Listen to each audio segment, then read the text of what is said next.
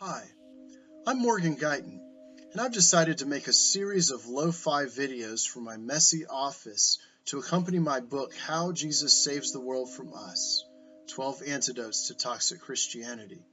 In this first introductory video, I wanted to address the basic premise of my book, that Christian salvation is more about Jesus saving the world from us than saving us from something else. Christian salvation is the means by which God rescues us from being toxic people so that we can be agents of His love in the world. Unfortunately, pop Christian culture today has developed a distorted view of salvation. We've made it into a consumer product of afterlife insurance, and we've made God out to be a banker whose greatest preoccupation is getting paid back for the debt that He's owed by humanity's sin. This follows the basic logic of our global economic system, in which the one fundamental rule is that there can never be default on any debt. Because if people stop paying back their debts, then the whole system would be thrown into chaos. So Jesus dies on the cross to pay back all the debt of our sin, and His blood becomes a hand stamp for those of us who accept Him as Lord and Savior to show to St. Peter at the pearly gates so that we can get into heaven. And those who lack the proper hand stamp have to pay back the debt on their sins a different way, by being tortured forever in hell. Now, this grotesque caricature of Christian salvation is the reason why many reasonable people have rejected Christianity today. And I don't blame them. The idea that God is a cold transactional banker does not come from the Bible so much as it comes from our world. It exudes the presumptions and anxieties of a culture that has never stopped trying to sell us every possible form of insurance. Now, I don't have anything against Allstate or Geico or farmers, but Christian salvation is way more beautiful than afterlife insurance. And our sin is way more serious than an entry of debt in God's heavenly ledger book. Our sin creates a prison of shame and fear that makes us toxic people who hurt others. And the tragedy is that many Christians have not yet escaped this prison because of their misconceptions about God. A man named Saul of Tarsus was the same way.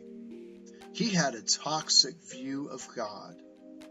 When we first meet Saul in the book of Acts, he is presiding over the brutal stoning of the Christian martyr Stephen.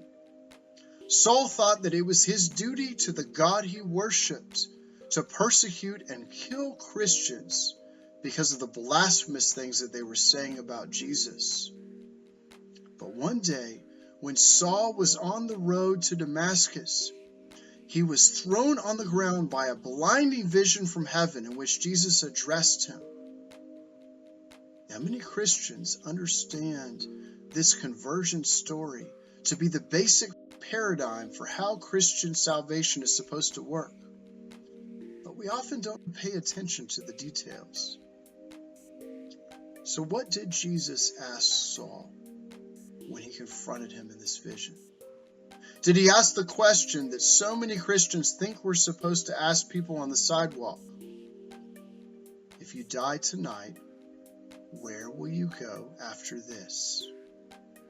No. What Jesus said to Saul was, Saul, why do you persecute me? What if that's the question that we need to be convicted by? What if we need to be confronted not by a banker who wants to torture us, but by the victim of our sin? What if we need to be saved the same way that Jesus saved Saul? Because Jesus didn't save Saul from going to a bad place after he died. Jesus saved the world from Saul by making him into Paul, by turning Saul the zealous, self-righteous heresy hunter, into Paul, the apostle of grace who shared the good news of God's love with Jews and Gentiles throughout the world.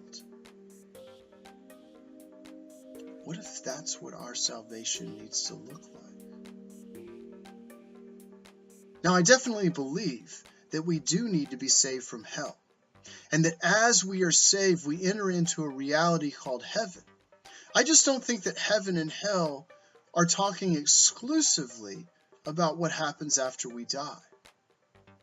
Hell is the separation from God that causes us to be alienated from ourselves and other people.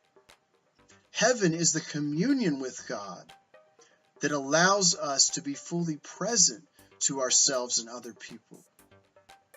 Each of us is walking around in a private hell of fear and shame to the degree that we have not yet accepted the grace that God is constantly offering to us. As long as we live outside of God's grace, whether we call ourselves Christians, even if we think that we believe all the right things about God, we will be toxic people. Only grace can save us. And so my salvation is not an insurance policy. It's a long and sometimes painful journey of becoming untoxic as I am crucified and resurrected with Jesus Christ. The chapters in this book contain some of the lessons that I've learned on this journey. I have a long ways to go. But there's one piece of good news that I believe. Jesus is saving the world from me.